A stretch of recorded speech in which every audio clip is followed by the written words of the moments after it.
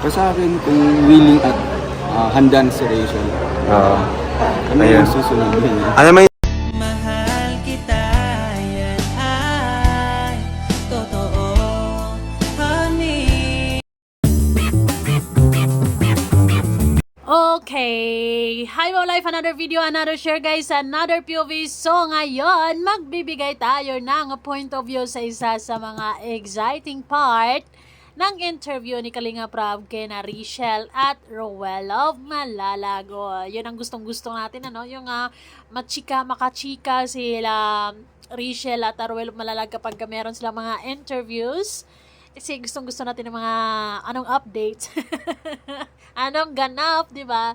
Anyways, bago ituloy ang chismisan, of course, don't forget to support and subscribe Kuya Val Santos Mantubang, Ate Edna Vlogs, Kalinga Prab, Kalinga Roel, Rachel Morales Vlog, Roel of Malalag.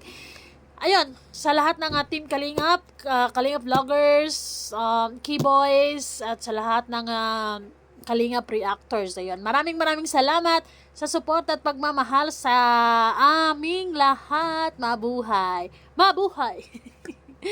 So guys, ako, sobrang masaya ako talaga kapag nagkaroon ng time or moment na magkakasama-sama sila talaga, no? Kapag meron silang event na talagang makikita natin sila na magkakasama-sama. Kasi, ayun, maganda din naman na magkakamustahan sila paminsan-minsan, ganon. And yes, this time, sa kasal ni VG's Game ay talaga namang nagkita-kita silang lahat. Yes, nagkamustahan, exciting part. Kasi, andun yung masaya at busog pa. Anyways, napapabilib talaga ako kay Kalinga Prab kung paano niya pinupuri si Rachel sa part na ito.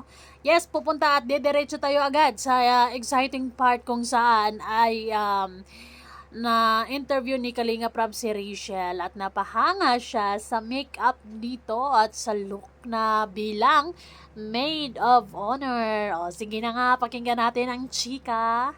Rachel, oh? Rachel, ganda ng pagka-makeup sa'yo. Sino nag-makeup yan? Yung ano po, makeup artist. Bagay sa'yo. Bagay. Bagay nga. Kumusta man, Rachel? Okay lang po. Ikaw pala ng maid of honor. Pangilang maid of honor mo na ito sa Kalingap. Alawa na. Ayan, kumusta naman? O, diba? Ako personally, sa makeup na yon ay medyo hindi ko bet kasi nag-matured ang look ni Rachel.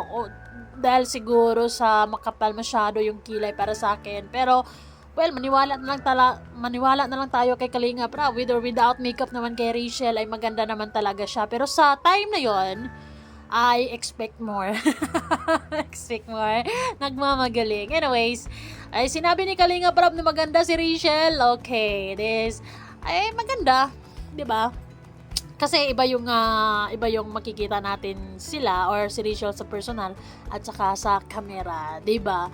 So, ayun, maraming salamat Kalinga Prab dahil talagang mararamdaman ko kay Kalinga Prab na humahanga talaga siya ng bonggang-bongga kay Rachel kasi talagang kinukongratulate niya or talagang nanonood siya sa mga vlogs ni Rachel. Siguro as a mentor or isa sa mga naging malaking parte ng buhay ni Rachel as a vloggerist niya ngayon ay si Kalinga Prab ay pinapanood din siguro niya si Rachel kung paano mag-vlog si Rachel, kung paano mag-entertain si Rachel, at kung paano ginagawa ni Rachel ang kanyang mga videos everyday. At yes guys, talaga namang napahanga si Kalinga Prab once again.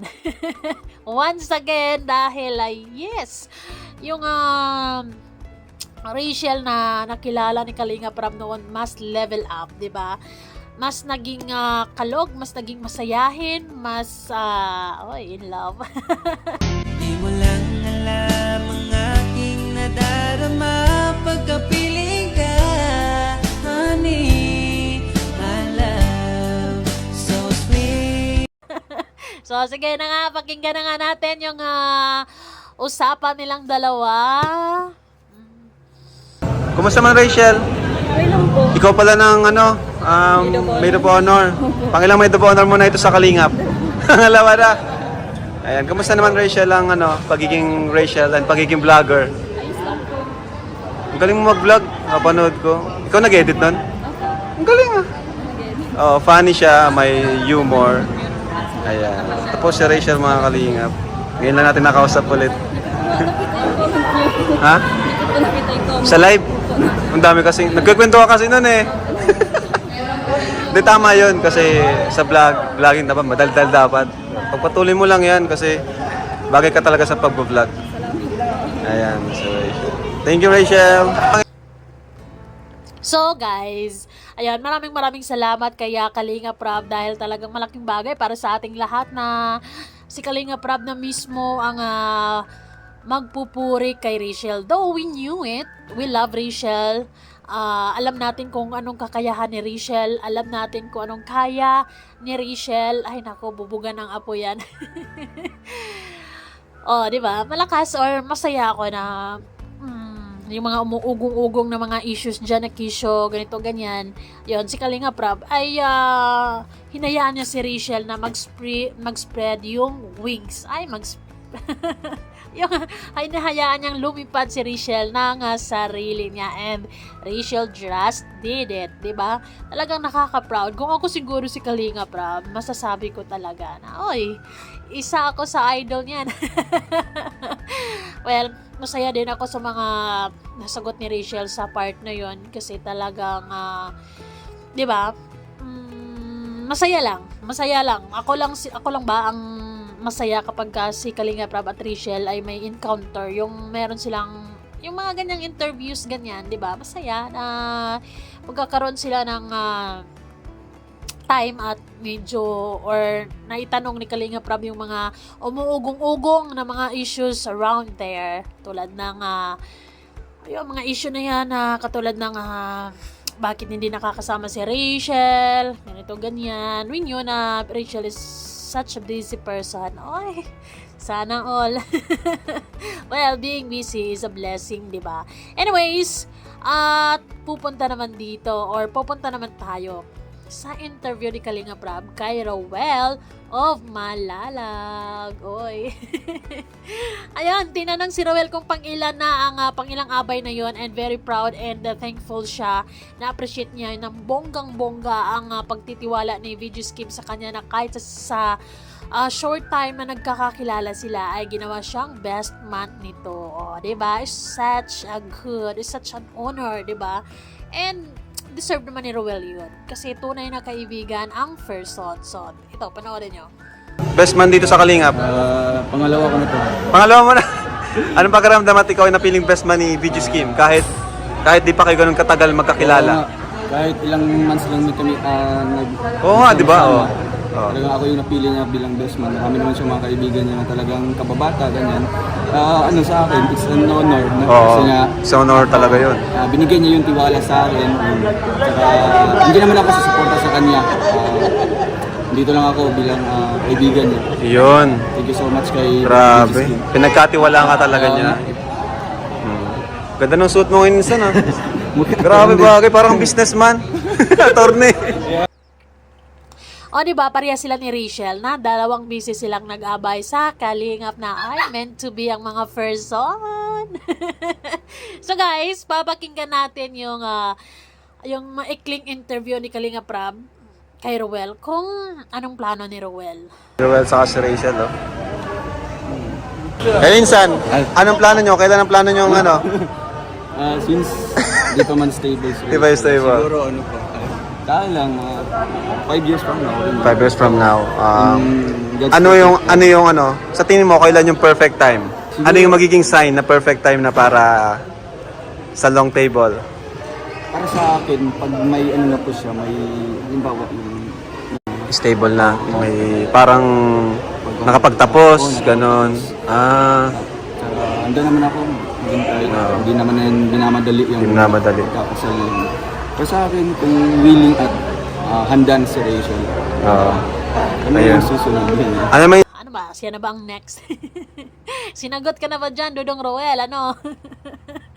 Kasalan agad eh. Sabihin nyo muna kung kayo na ba talaga. Di mo lang alam ang aking nadarama pagkapiling ka, honey. I love so sweet. Anyways, siguro kung ako si Rachel, tapos yung lalaki na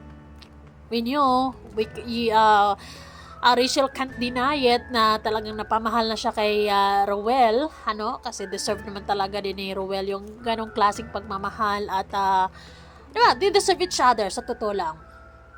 At ang sagot ni Rowell ay after 5 years ay yun, kapag stable na ang mga bagay-bagay sa kanilang dalawa at kung ready na si Rachel, abay, tuloy sa kasalan ang person. Siguro masaya sa feeling kapag kung ikaw si Rachel, na yung tao na yun ay kailan mo lang naman nakilala, pero is such a good thing na mararamdaman ng isang babae na kasama ka sa future niya. I mean, pinaplano talaga niya yung future niya na kasama ka, 'di ba? So, kaya si Rachel mas lalong na in love, mas lalong mapamahal kay Rowell of Malalag kasi sa pagiging consistent nito and talagang napaka-proud ni Rowell of Malalag kay Rachel and very supportive din siya. 'Di ba? Talagang top of the priority din niya yung kalagayan ni Rachel na dapat si Rachel ay stable na, dapat si Rachel ay ready na, dapat si Rachel ay tapos na sa pag-aaral. Oy, idol natin yan. That's Rowell of Malalag. So, hopefully talagang magiging maayos ang lahat at naayon ang lahat sa mga plano nila. And we are pinakamasaya na mga fans kapag tuloy ang kasalan. 5 years from now, 2028? Diba? Kasi 2023 ngayon eh. And then, ilang taon ba si Rowell niyan? 24 siya, plus 5, 29. Ay, tamang-tama. Si Rachel naman, 17 plus 5. Uy, 22. Pwede. Pasok na pasok. Kasi, maganda yung mga ganong edad na na mag-asawa na, lalo na kung stable man at ayos na ang mga bagay-bagay, di ba? So, hopefully na talagang sa kasalan ang tuloy ng dalawang ito. Isa ako sa mga magiging masaya talaga kapag mangyayari ang ganap na yon. And of course, sana hindi kayo bibitaw, sana hindi kayo magsasawa kasi 5 years pa yun, di ba? Ayun guys, maraming salamat and let's just enjoy kung anong meron sila sa ngayon and let them explore the world and kung anong mga bagay na nakapagpapasaya sa kanila. Okay, let's give it. Ibigay na natin sa kanila yon and let's just be happy na bless sila. Yun. Thank you so much guys for watching and see you guys all on our next video. Bye!